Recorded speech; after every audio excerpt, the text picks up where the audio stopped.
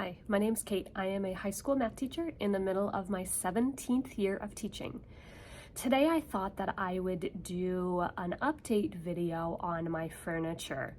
In the summer, I posted a video about how I was able to get all of the furniture for my classroom, and one of the comments said that they would really like to see the furniture in the classroom instead of just pictures. And the reason why in that first video I used pictures was because I made that video over the summer and I did not want to go into school. So I thought that I would do an update video. So if you haven't seen the other one, I will leave that, see if I can figure out how to link it in the cards up there, but I will be sure to leave it in the description below so that you guys can check out that video to see how I was able to get all of this furniture. And today I thought that I would just show you guys around my classroom, a little bit of a classroom tour, along with kind of talking about how I use my flexible seating in the high school math classroom. This is a view when my students walk in, so I've got a door on the very far side of my classroom, and then here's all of the furniture. So I have a couple of different types of furniture. I have this furniture right here, which is what I call my low seating, and I fit 3 students at this table. It's not the perfect setup because the person that's sitting in this seat right there, you can see it over here, sits with those legs. The other thing is when you sit in them, they do sit kind of far back. So let me show you what that looks like. So the students sit pretty far back like this, but I do have clipboards for the students. So a lot of them will just kind of lounge back and do their work using the clipboards. And then anytime they have to work in their groups, they definitely scoot up and have to sit up a little bit. So next to that, I have my couch option. So it's got 2 more of those gray chairs, and then it's got the couch. And along with the couch, underneath the coffee table, I have 2 lap desks that my students sometimes use, and I have a basket with 4 clipboards for the 4 people that sit here. So the kids will just grab those supplies and then sit on the couch. And depending on the activity, if they're working on something that has a lot of manipulatives, they'll sometimes sit on the floor so that they can work on the table together.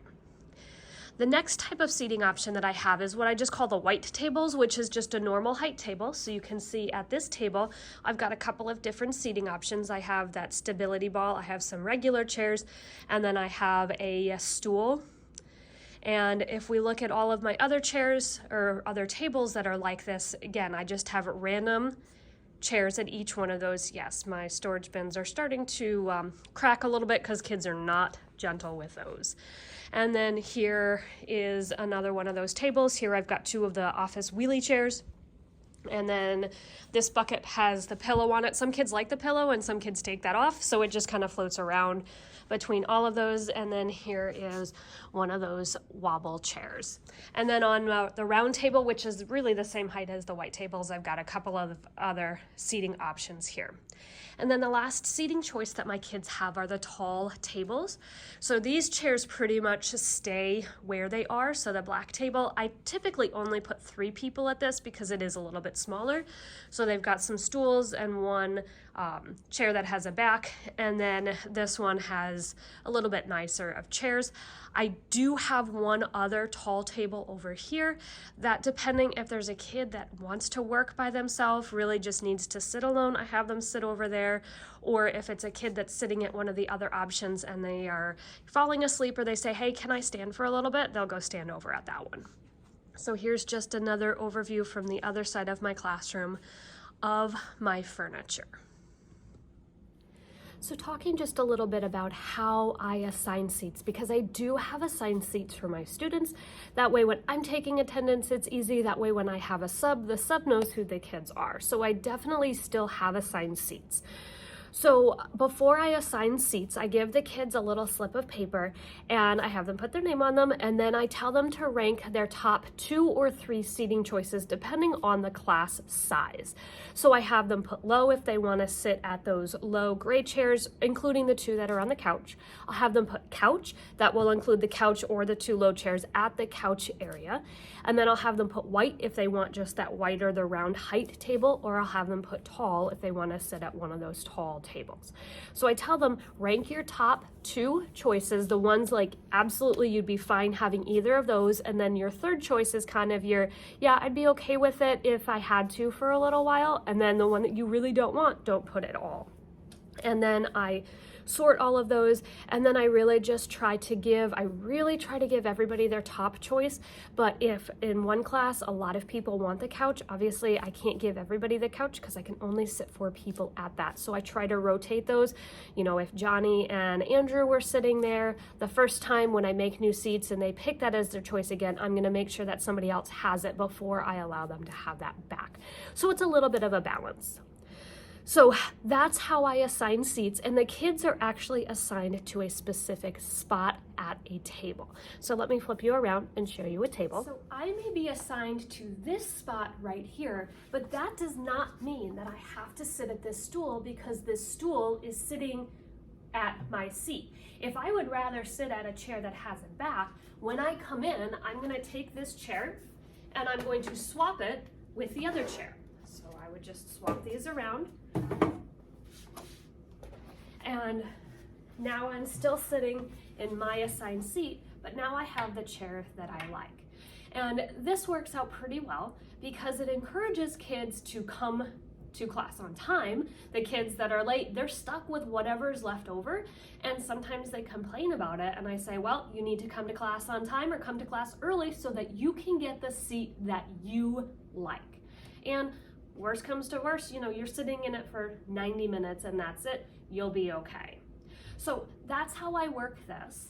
So for the most part, I have found that this works really well, assigning a kid a specific spot and then allowing them to move furniture. Now, I just swapped 2 chairs were at the same table, but if I wanted one of the chairs that was at a different table, I would do the same thing. I would take the seat that was here and I would just swap it with the other one. Now, I do have sometimes where a kid has moved a chair and then they're moving the other one back and somebody tries to take theirs, and they're pretty good with each other about saying, oh no, I just put my stuff there, or, you know, I just moved that there, or they'll move their stuff, they'll put their bag down so that I tell them, if there's a bag at that seat, you cannot take that chair because that already belongs to somebody else. And really, I've been using this, well, pre-COVID, so I think 2017 is when I started, 2017, 2018, when I really had this all going. I've not had any issues with students fighting over furniture. Now, I have had, since, you know, I've been using this furniture for a long time, I have lost a couple of pieces of furniture. A couple of my yoga balls have, just through wear and tear, they've developed small holes. I can't even find them. It's almost like it's just, you know, I don't know, worn out. They don't keep air, so I've lost 2 yoga balls to that, and unfortunately they're not under warranty anymore, so I wasn't able to get replacements for those. You did see on one of those plastic stools how the side has cracked quite a bit. And again, I can replace those by buying extra panels, but I'm not going to right now. They still work fine, but I have to remind the kids, when you pick these things up and then put them down, you cannot drop them. And that's the issue, is that they pick them up and they just drop them down. And my floors are not carpet. You can see in the back here, my floors are really hard. And that's what's causing the damage to at least those plastic stools. But for the most part, everything else has held up really well. Some of the stuff I've thrifted, like this black table, some of the stuff like the other tall table that I'm sitting at, I did spend quite a bit of money on through my grant, but overall, I've really enjoyed this, and I think most of my students like it as well. Now, there are definitely days where I'm ready to, you know what, throw this stuff and say, you know what, let me just have desks, let me put them in rows, but I really, really enjoy these. So the other thing that I do want to address is tests. That becomes a little bit challenging. So let me show you guys what I do when my students are taking tests. So it's probably very obvious that when they're taking tests, having this type of seating arrangement isn't fantastic. So I do have these dividers that I purchased. Now, I didn't start out by purchasing these.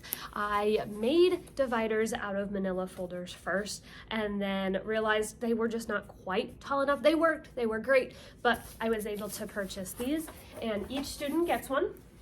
and they just go up around their space, and then the students are able to have their tiny little workspace. It's hard to see, so they have, this much workspace, and they're able to work and get their assignment done or their test done without being able to see everybody else. Couple of downsides to this, students write all over these. I keep talking to them about not doing that. I will go through and erase things often. For the most part, they're pretty good about it.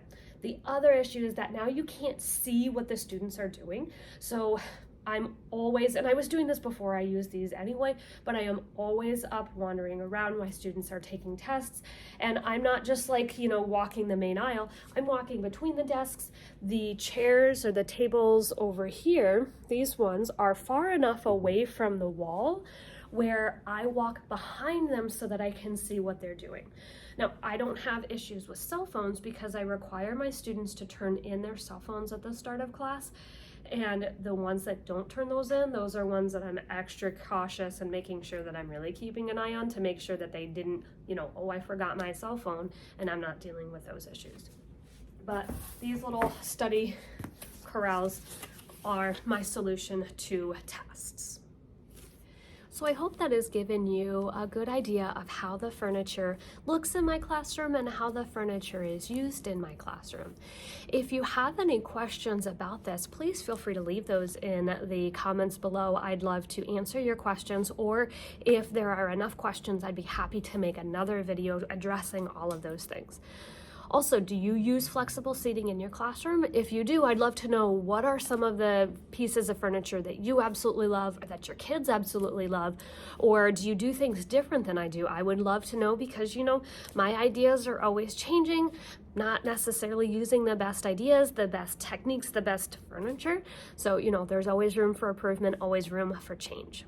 So if you guys liked this video, please give it a thumbs up. If you are interested in following along more with my journey of teaching high school math, please subscribe. I do upload videos every Friday, but you can hit that notification bell and you'll be notified the next time a video goes live. I hope you guys have a wonderful day. Bye.